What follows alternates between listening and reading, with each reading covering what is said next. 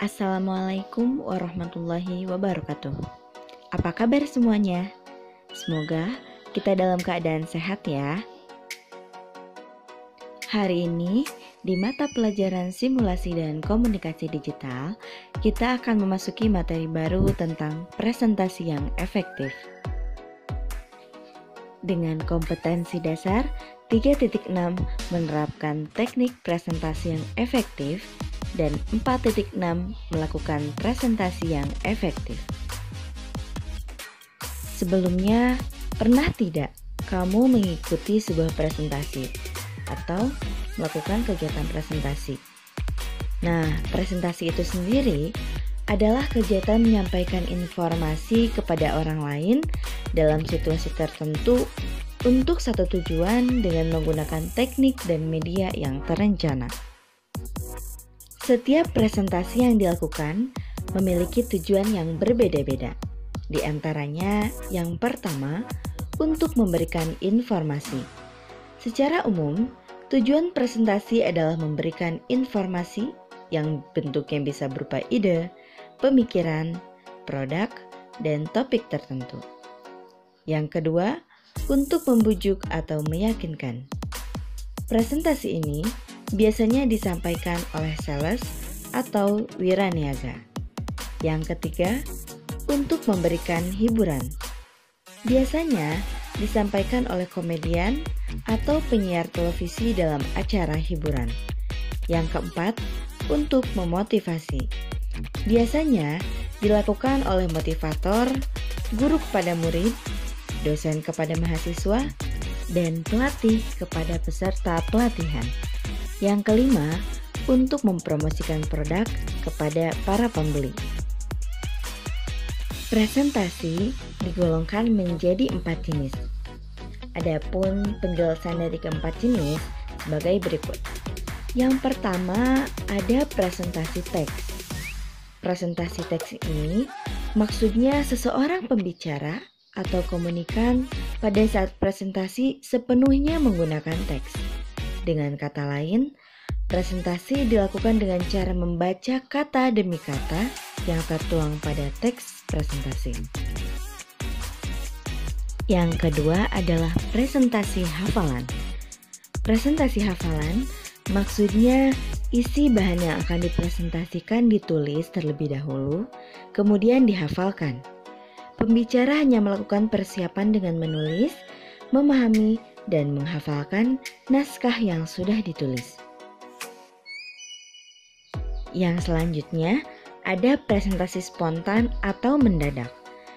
Berbeda dengan presentasi teks atau hafalan, presentasi spontan dilakukan secara tiba-tiba dan tanpa persiapan yang matang. Kelebihan dari presentasi jenis ini adalah informasi yang disampaikan sesuai dengan perasaan pembicara yang sesungguhnya.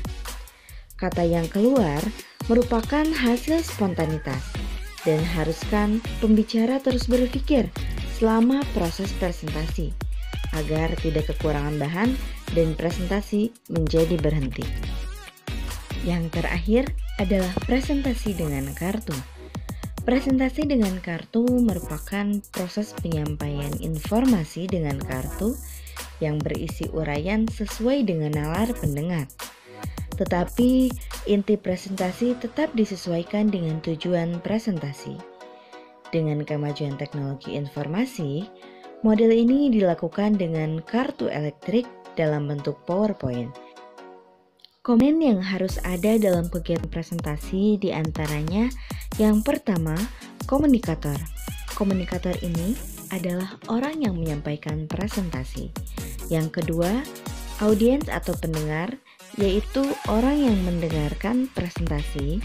Yang ketiga, pesan. Pesan yang dimaksud di sini adalah pesan yang disampaikan dalam presentasi.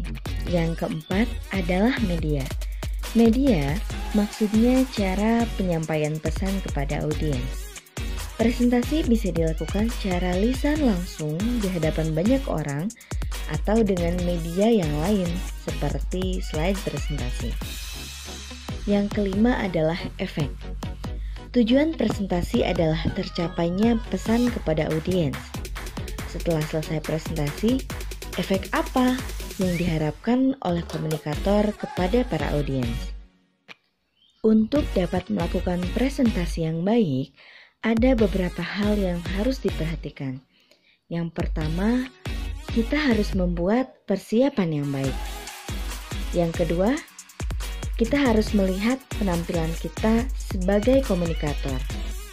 Yang ketiga, kita juga harus memaksimalkan penggunaan alat bantu. Dan yang keempat, kita harus bisa menciptakan interaksi dengan audiens, baik itu dengan selingan humor yang memang sesuai dengan tema dari presentasi yang disampaikan. Untuk melakukan presentasi yang baik, diperlukan 3 proses tahapan. Yang pertama adalah tahap persiapan. Dalam tahap persiapan, ada beberapa hal yang harus dipersiapkan, yaitu yang pertama menentukan topik, yang kedua menentukan tujuan, yang ketiga mengenali situasi dan audiens, yang keempat menyusun materi dan menentukan pendekatan yang akan digunakan, dan yang terakhir adalah menyusun slide presentasi dan melakukan latihan. Tahap yang kedua adalah tahap membawakan atau presentasi. Sebelum memulai presentasi, pastinya dilakukan pembukaan, kemudian lanjut ke bagian inti, dan dilanjutkan lagi dengan menutup presentasi. Nah, pada bagian akhir, sampaikanlah kesimpulan dalam presentasi yang telah disampaikan. Tahap yang ketiga adalah tahap evaluasi.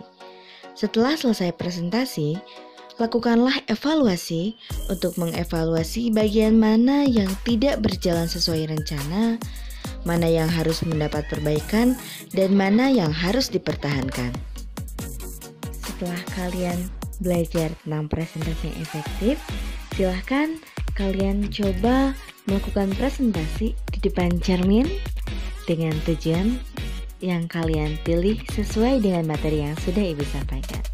Terima kasih untuk pertemuan hari ini. Wassalamualaikum warahmatullahi wabarakatuh.